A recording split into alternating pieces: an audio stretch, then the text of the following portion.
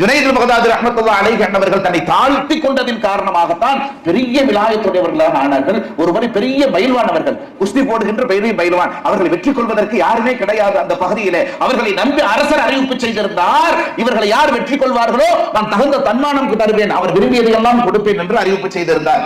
ஒரு நாள் ஒருத்தர் வந்து சவால் விடுகிறார், நான் மோதுகிறேன். அவர் பார்த்தா ஒரு சுண்டு சுண்டுனா விழுந்துருவார். அரசர் சொன்னார், ஏப்பா உனக்கு உயிர் மேல ஆசை இல்லையா, ஓடிருப்பா. இல்ல நான் ஜெயிச்சே தீருவேன். போட்டி ஏற்பாடாகுது. தோலை பிடித்து போட்டிக்கு தயாராகிறார்கள். காதிலே ஒரு ரகசியம் சொல்கிறார். ஜுனைத் அவர்கள் அப்படியே கீழே விழுந்து இவர் மேலே ஏறி உட்கார்ந்து இருக்கிறார். கேட்டார், உன் மேல எவ்வளவு நம்பிக்கை வச்சிருந்தேன்.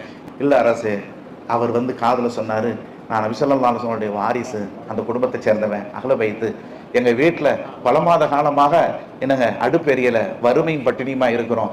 நீங்க இந்த இடத்துல தோத்துட்டீங்கன்னா எனக்கு கிடைக்கக்கூடிய பரிசை கொண்டு எங்கள் குடும்பத்தின் வறுமை நீங்கி விடும் ஒரு வார்த்தை சொன்னாரு. அதனால நான் தோத்துட்டேன்.